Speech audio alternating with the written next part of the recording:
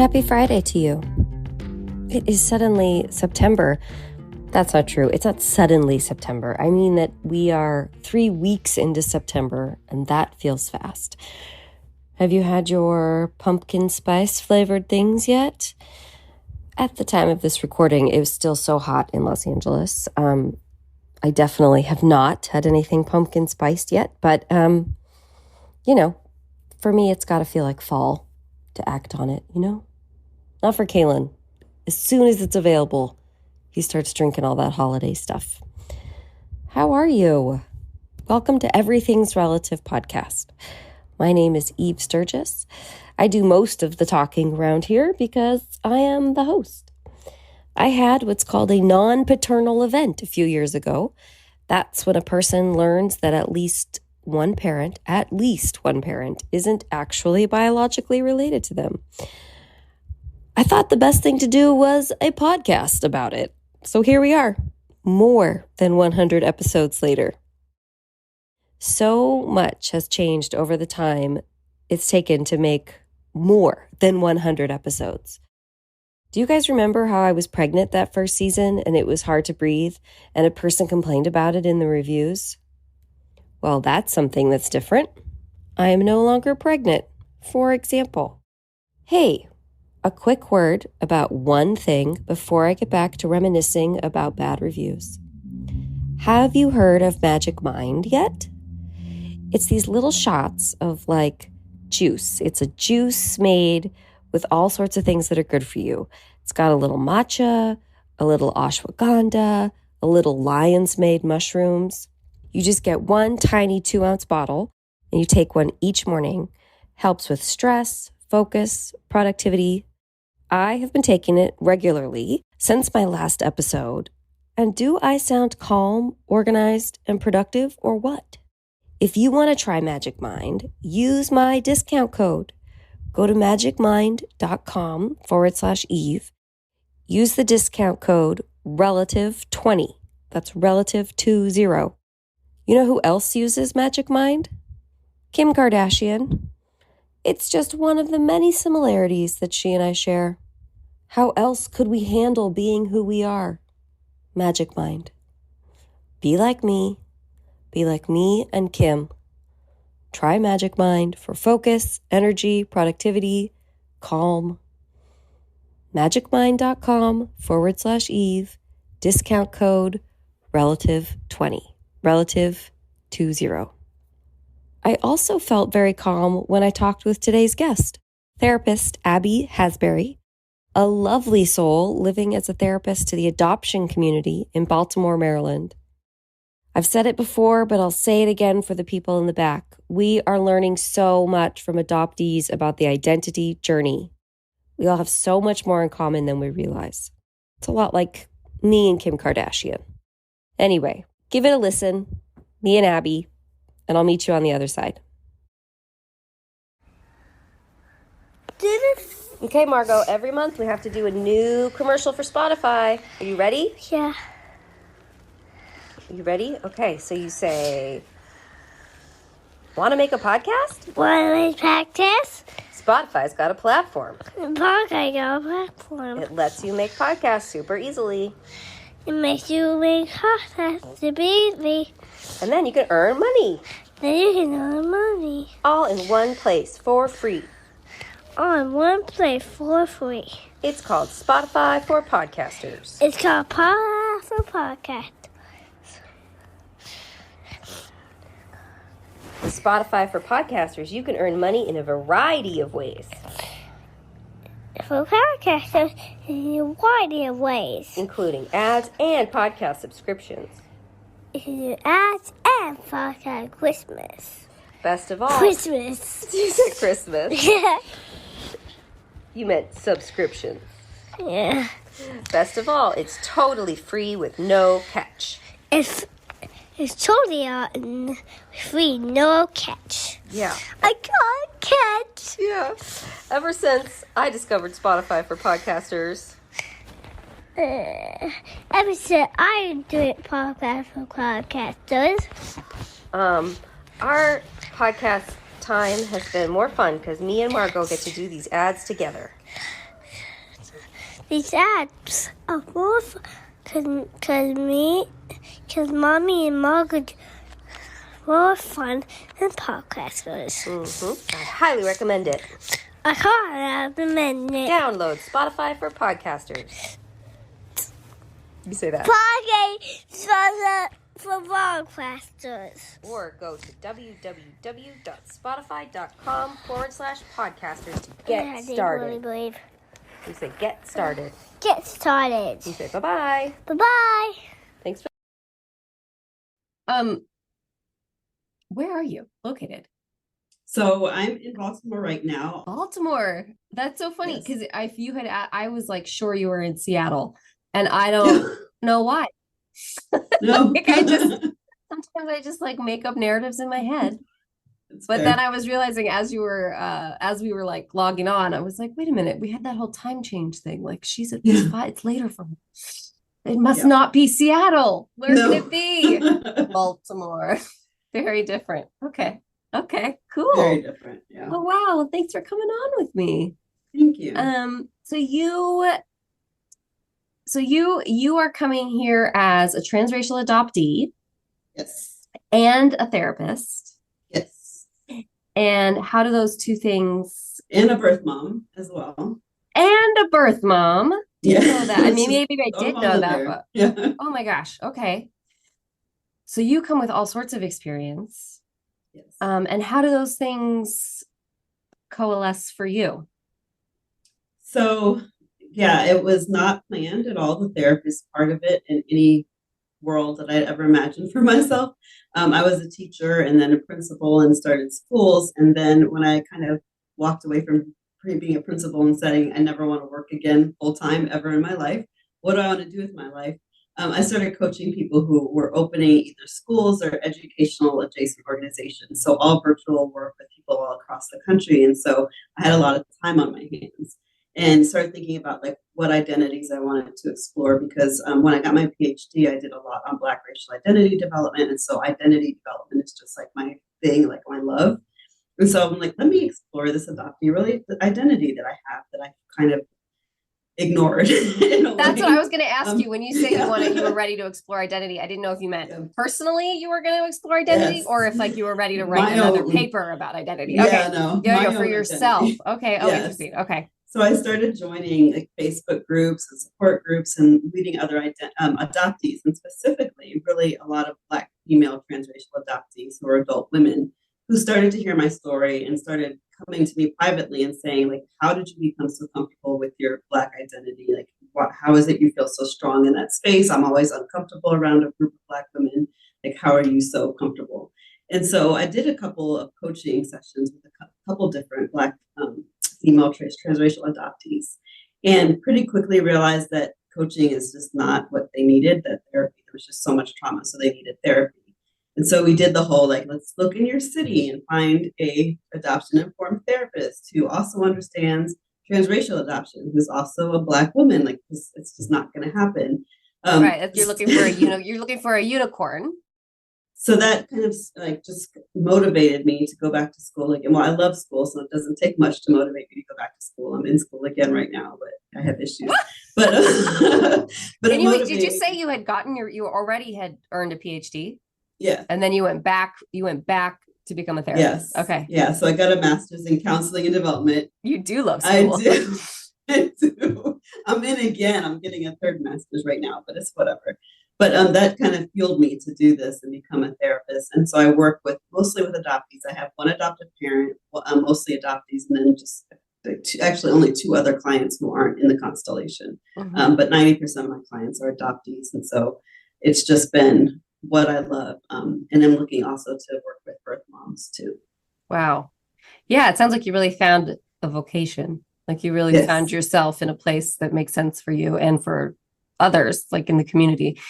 Are your adoptee clients children or are they adults?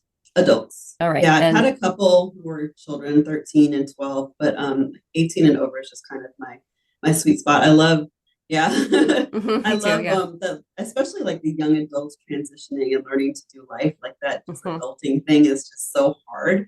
It might also be because like in my past as an educator, I loved working with toddlers, and then I loved working with middle schoolers, and now it's like young adults. I think they're like all kind of the same animal. Yeah, totally. You're all like transitional, like what tools do we need? So that's kind of what I love, but yeah, mostly adults now. Mm-hmm. And what are you finding about, are all your adoptee clients transracial? No.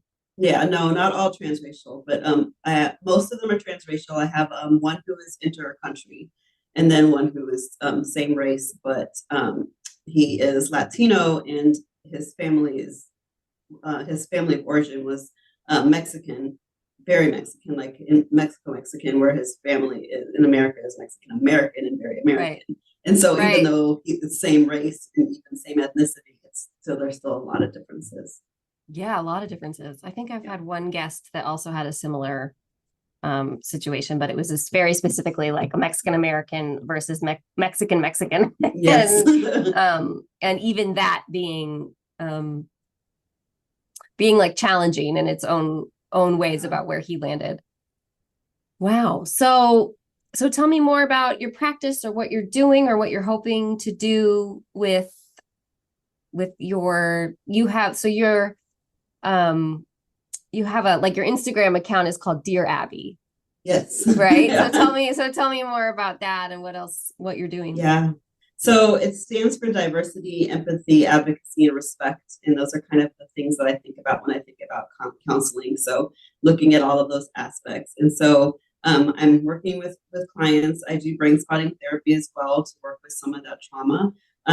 But a lot of it too, I'm really trying to focus now on doing some advocacy. So I'm looking at like original birth certificates and getting the rights to that, access to that, and speaking not only from my adoptee identity, but also my birth mother identity, because I think that in that fight, that's the voice that people are saying, well, it's not fair to birth mothers. So that I can say, this as a birth mom, like, this absolutely is fair. And this is what we need to do. It's a human right to know who you are, where you came from.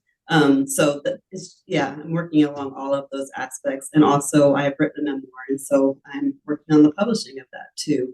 And so really just trying to get the narrative out there, of just adopting narrative, the birth mom narrative, just adoption in general and the trauma of it all, while helping people work through their own narratives and just kind of finding the hero in their stories. Mm-hmm. I love that. I really love that. Can you tell me a little bit about your own adoption story? Sure. So I was adopted in 1971, transracially. My parents were kind of hippies in a way, thinking they could change the world. They had 3 biological kids already and found out they couldn't have any more, and so they wanted to adopt. And so originally they wanted to adopt a kiddo from Vietnam. They were looking for, a kid who had been orphaned, quote unquote orphaned, in the Vietnam War. Right, because this is 1971, you said? Yes. Right, yeah. So this is like prime. Yes. Prime, save the baby. Save the baby from Vietnam. Yeah. Mm-hmm.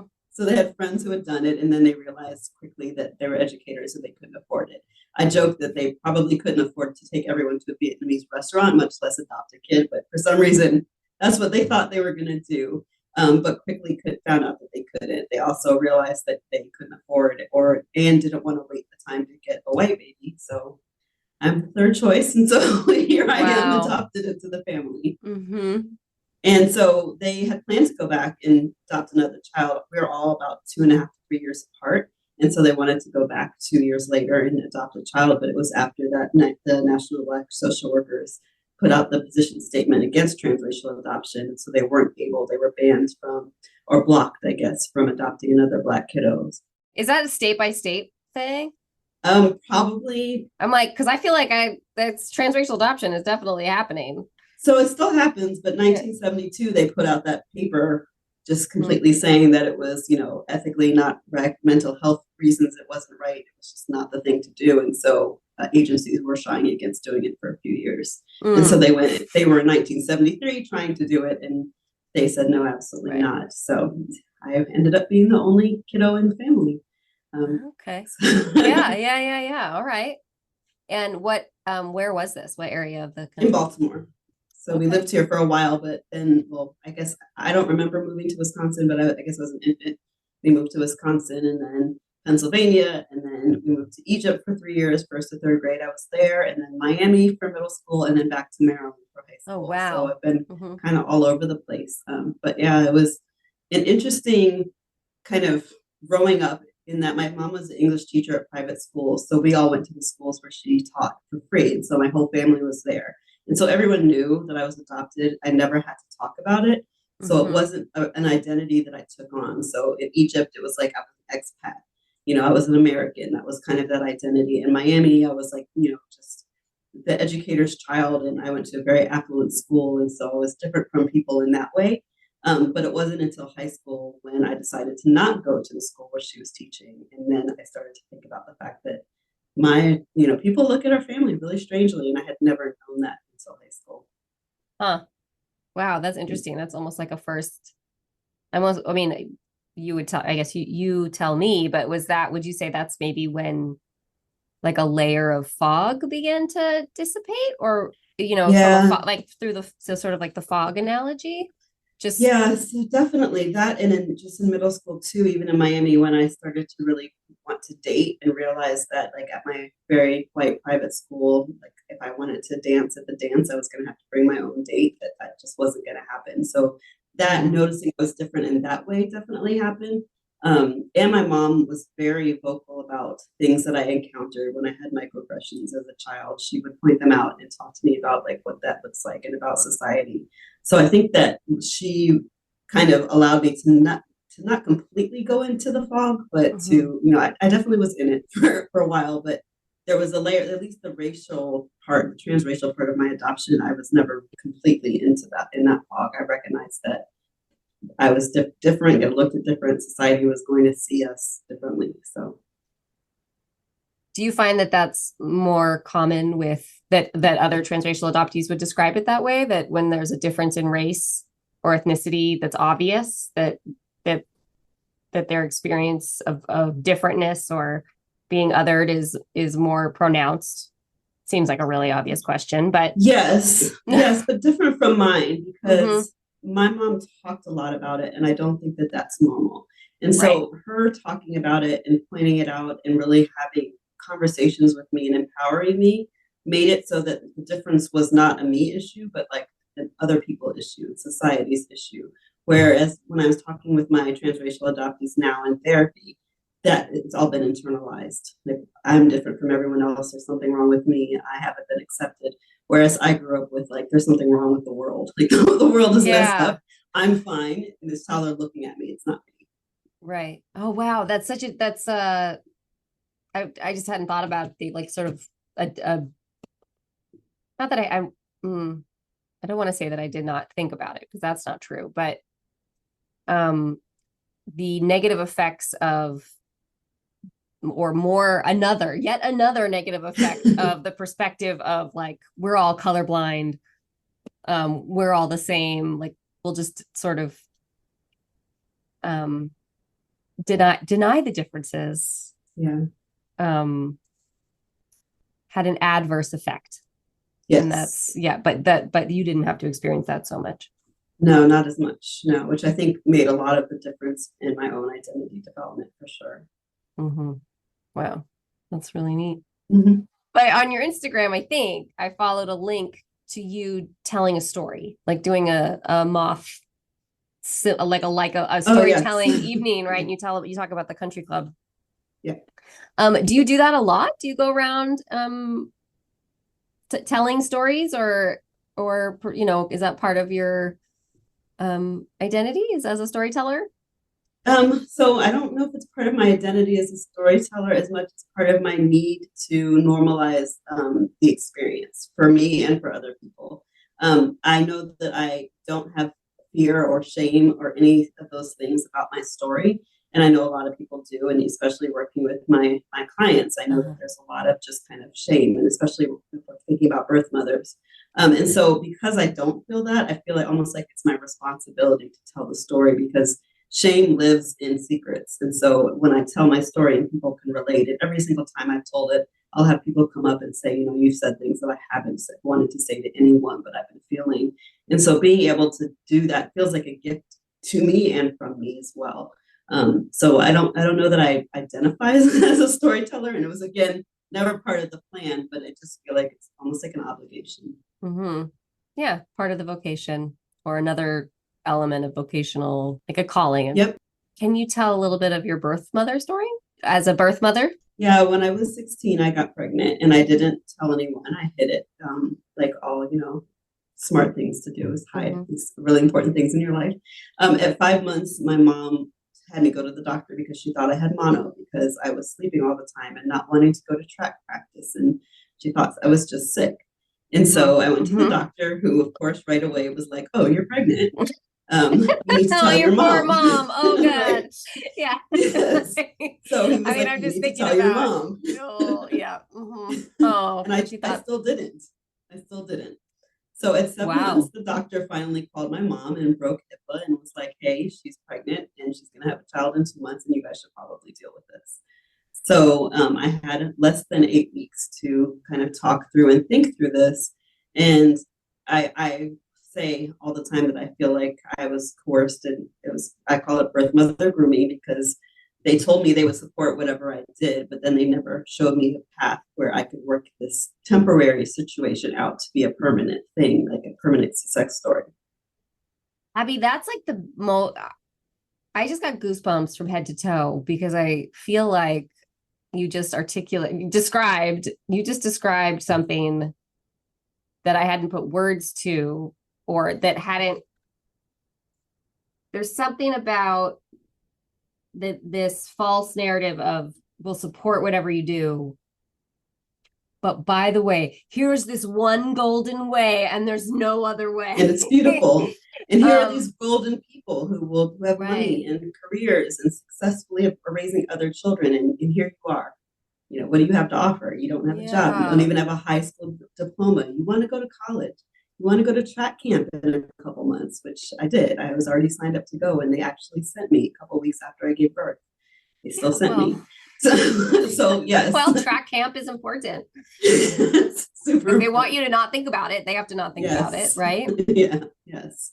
Yeah. So them with the social worker kind of convinced me that I wasn't able to do this thing, but saying that it was my decision and it was my choice. But never showing me support, never taking me to a thrift store and saying, "Oh, we can afford this crib, and here's where we set it up in your room." Like that, none of that ever happened. It was just, "If you want to do this, we'll support you, but we know you want to go to track camp, and here are all these wonderful families waiting, and they have all these things that you don't." And so, yeah, I chose to place my son, or chose, quote unquote, to place my son for adoption. Wow. That puts such a different layer into the story of you as an adult, like studying identity and becoming a therapist, and looking at your own adoption. Yeah.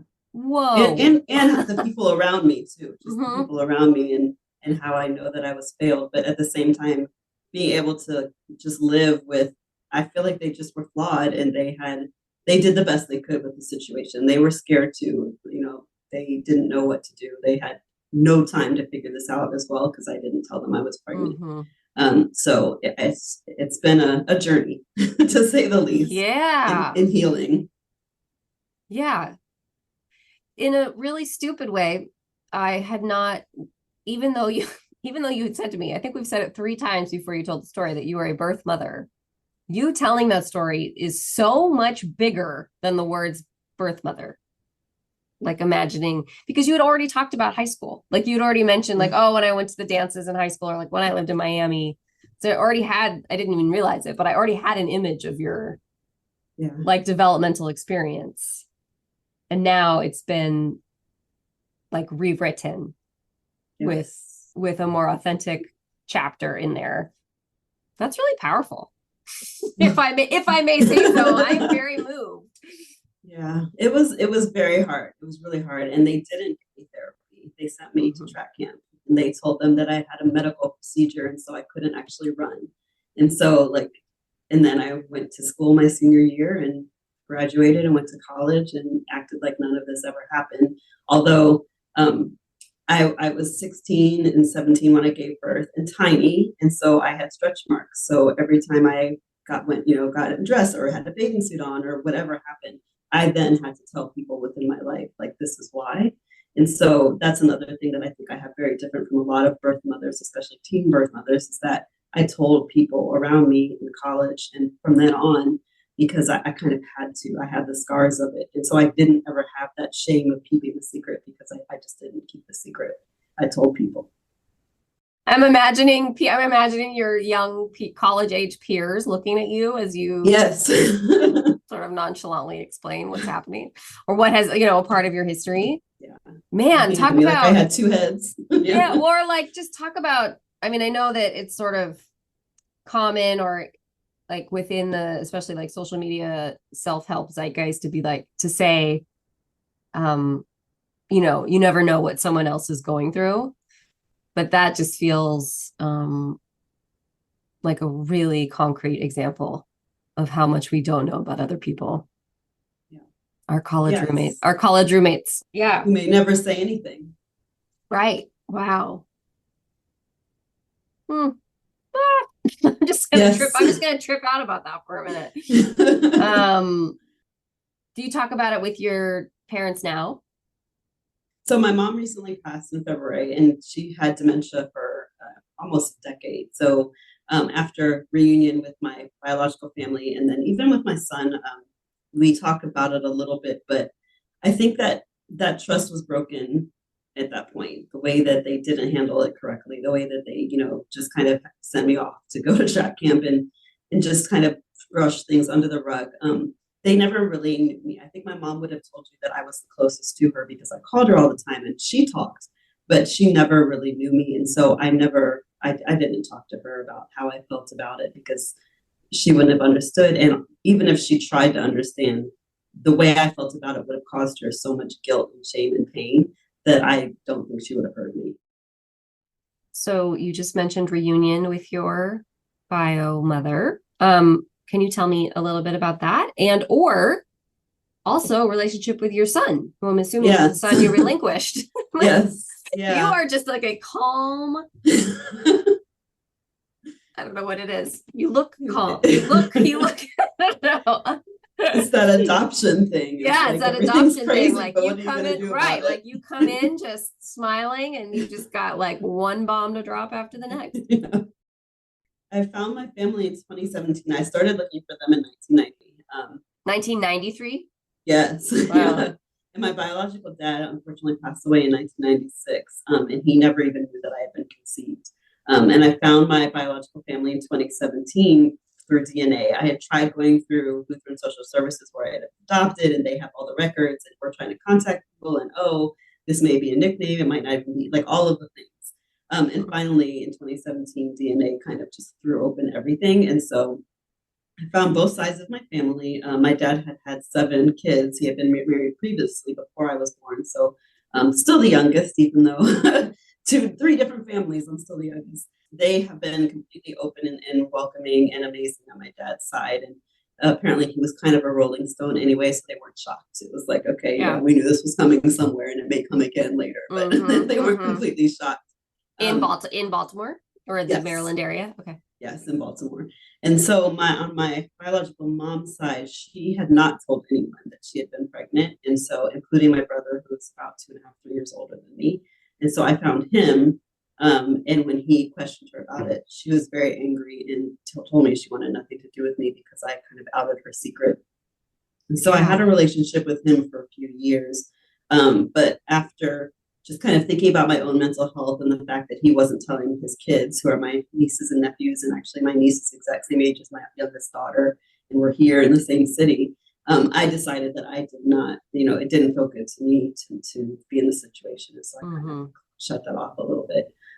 But yes, I have met all of them and have been in contact for a while. Wow. That must have been interesting for your brother to learn of a sister so close in age. Yes. That's a whole different, that's a whole different kind of surprise. Like we talk a lot about surprise siblings showing up, but there's usually some sort of like event or distance or something that makes not knowing about it like makes more sense. But 2.5 years is really close. if he was around. Like, that's, I mean, and I understand a 2.5-year-old not knowing. You would never know. Right. And like you were, you could do it from your whole family in high school, like I see how it happens, but yeah. Okay. Yeah. In his defense, he did take it really well and was open. And I just said, hey, will you take this DNA test? And he did. And so like, he just kind of accepted that, but has chosen to just kind of stick by his mom's wishes, which kind of leaves me still like out. So, and that doesn't feel good. I imagine that's hurtful. Yes, for sure. But again, people are people, and he has to do what he needs to do. And she clearly hasn't done her work, and that's not like my responsibility. So, right. Definitely not. As a fellow therapist, I would like to validate. I would like to validate that what is your work and what is not your work. Great. And how did you connect with your son?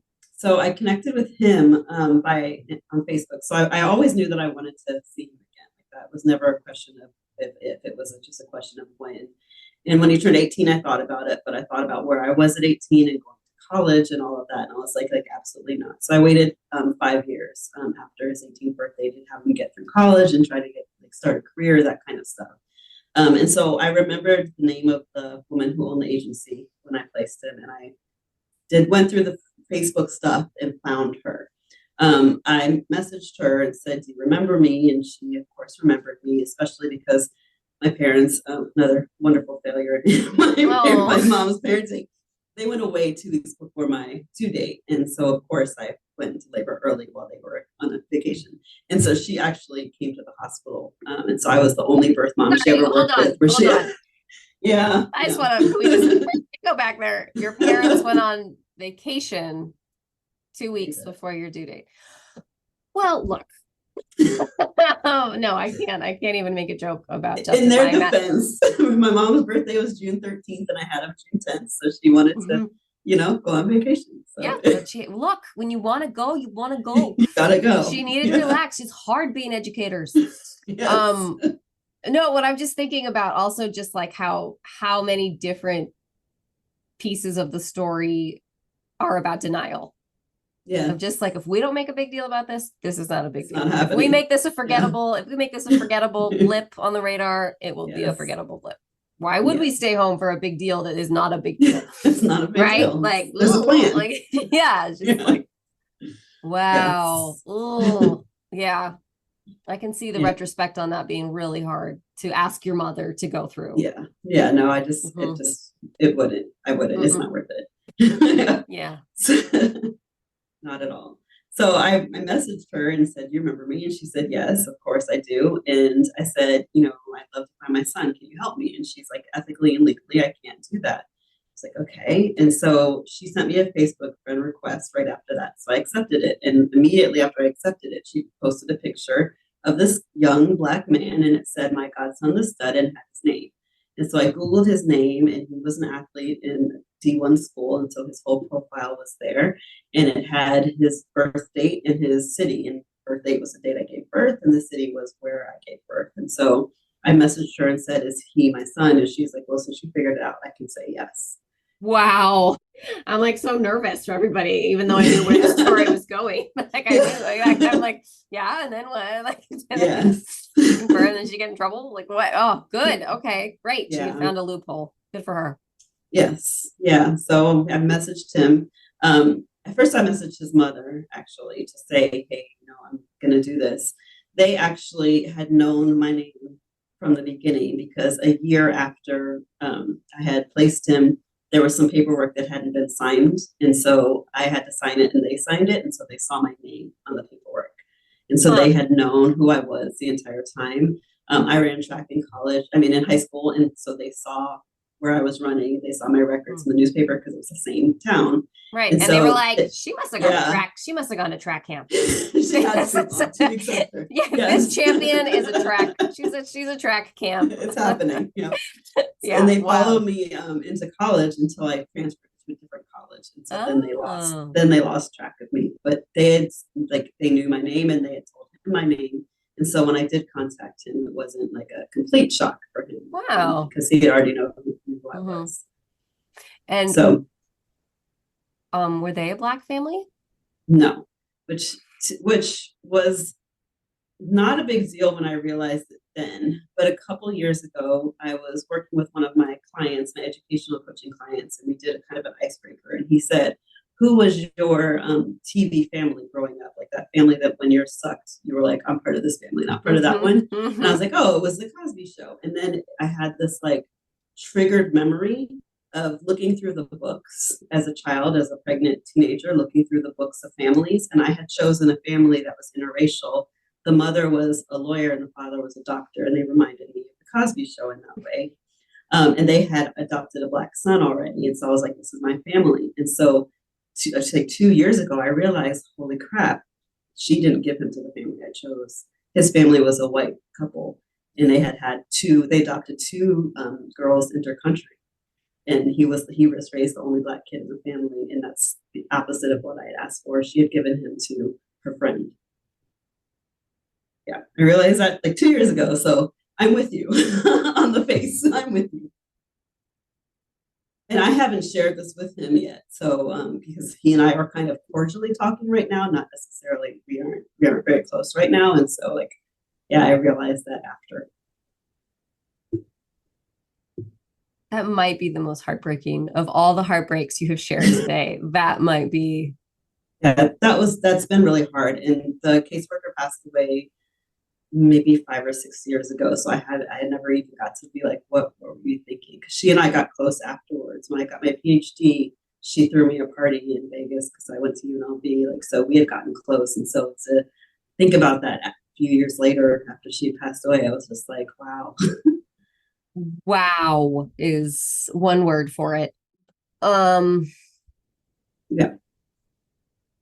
It's amazing to think of you as one person having this experience and all of the different pieces that are worthy of saying wow, right? Like of saying but and not yet there are some surprising things, but also just levels of where you see that there's like injustice or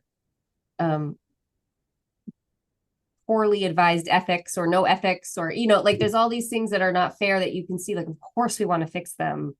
And you're just one of millions of adoptees. Yes. And you're young within the population of adoptees, as far as people screaming about the corruption and all the things that need to change about the system. Yeah, especially on like the tail end of the baby scoop era. Yeah, you're on the tail end. I was going to say, so many are baby scoop World War II, post World War II era, and you're really at the tail end of that. Yeah. So just imagine. It's hard. It makes it very hard. It makes this conversation very heavy. Yes. For me, if you want to know my feelings. She did it. I'm a therapist, of course I do. Yeah. But I mean, like we're talking, the conversation has a kind of like light vibe to it. And you're clearly very comfortable telling the story. But just think if this is what happened to you, and a lot of things in your life went best case scenario, as far as who you are today.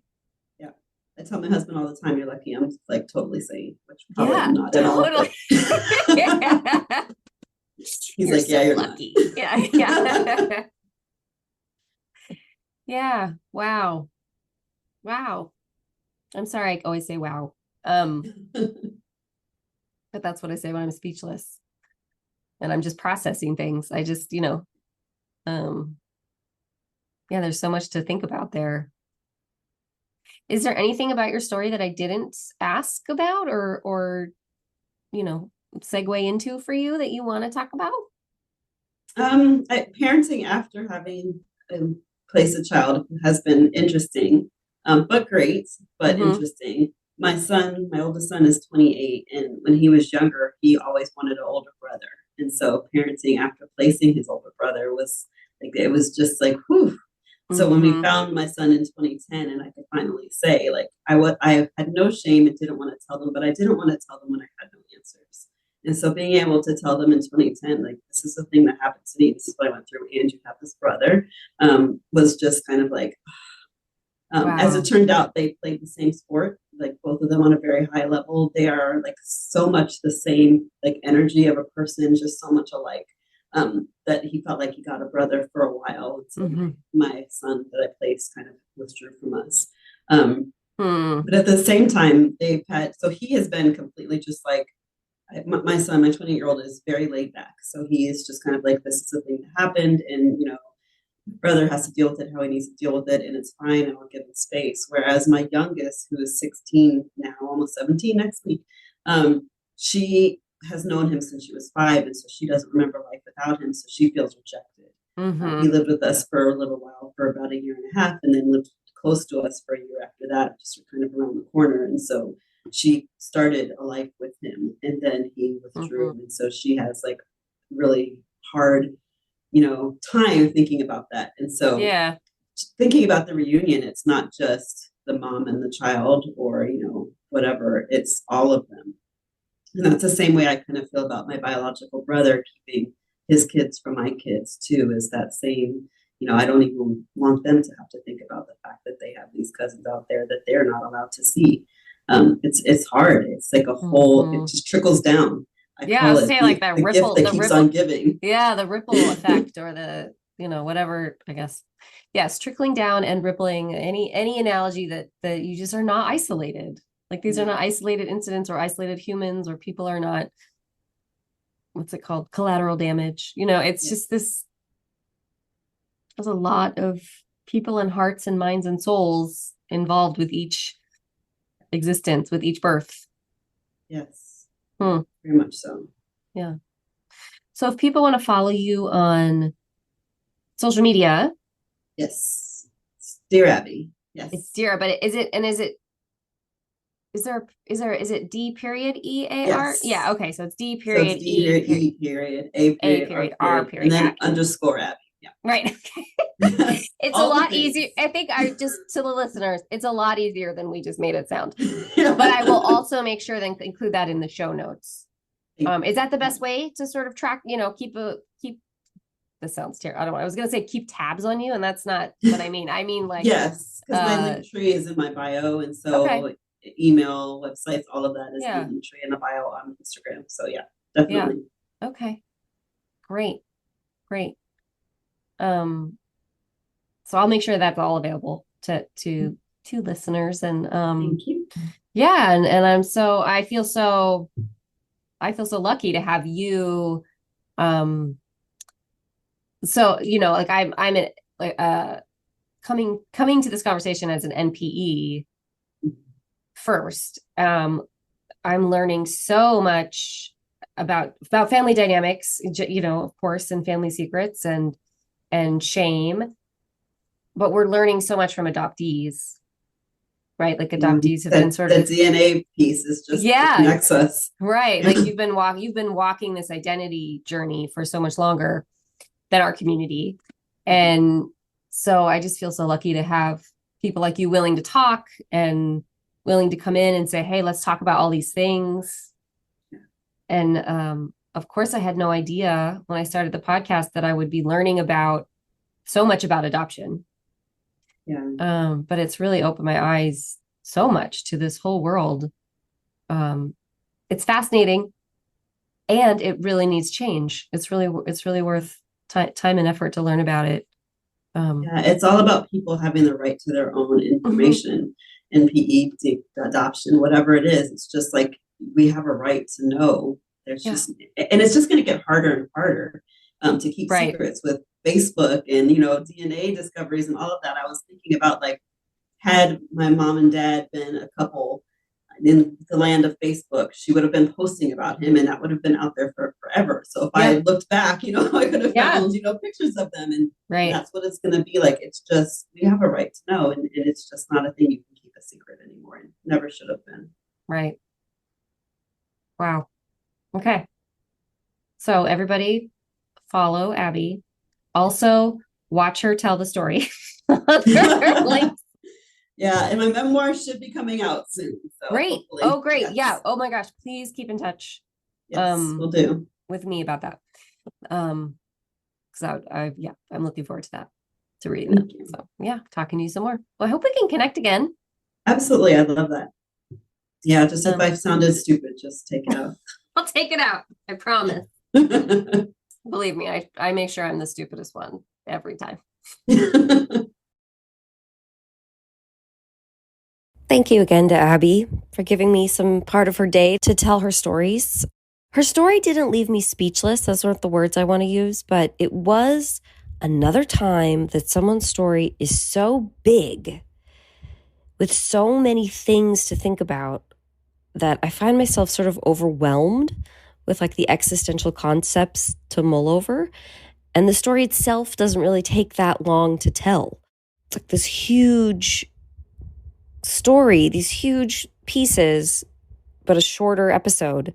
It's like there should be a way to have like really long pauses in a podcast. I mean, I guess I could just do that, but I could just encourage everyone to take the time to really think about parts of a person's story. I talked with Abby days ago. I mean, the original conversation was days ago, and I'm still trying to wrap my head around being a young woman, being adopted, being pregnant in high school and not telling anyone, parents sending them to track camp, being a birth mother, coming through to the other side and wanting to be a therapist to this particular population community. There's just so much in there. It was really wonderful. So thank you so much, Abby, for coming on the podcast. Thank you for the work you do as a therapist. Make sure that you are following her on Instagram, everyone. It's Dear Abby, but you spell dear like it's an acronym. So it's like D period, E period, A period, R period, _ Abby. And I'll have that in the show notes of the podcast if you need to find it. And hey, you know what I'm going to say next? If you're following Abby, follow me at Everything's Relative Podcast. Make sure you're subscribed. Make sure you're sharing it with the people you know. You know what I haven't done in a few weeks? A review of the week. Let's do one, shall we? One person said she likes to listen to it every week. Kelly. Hi, Kelly. She said she likes to listen for them every week. And I haven't done them in a little bit. I'm sorry. Okay, I'm back. I'm back doing review of the week. This person gave me 5 stars, and the review reads, "Super great!" ! That's it. That's the whole review. And you know what Shakespeare said? That brevity is the soul of wit. Question: are there any listeners out there who went to high school with me and had Miss Insole as an English teacher? She used to always say that. Brevity is the soul of wit. I mean, you didn't have to go to high school with me to have had Miss Insole as an English teacher. Where are you? Where's Miss Insole? Does anybody know where she is these days? Anyway, thank you, Miss Insole. And thank you, listener, for writing that review and showing us and everyone that you really can make it very effortless. I can't imagine that took more than 10 seconds. Try it, folks. It might feel good. It will feel very good to me to be back next week with you. I've got 3 more episodes for the season. I hope you're hanging around. I mean, you've come this far. Where on earth would you go now? Hang in there. And don't forget to pick up the dry cleaning. I'm Eve Sturgis. This is Everything's Relative. Bye-bye. Everything's Relative with Eve Sturgis is produced by Eve Sturgis and Kaylin Egan and edited by Joy Rumel. Logo designed by Ivy McNally, and music is used with permission from Goodbye the Band. Eve is a licensed psychotherapist, but her podcast episodes are not therapy sessions.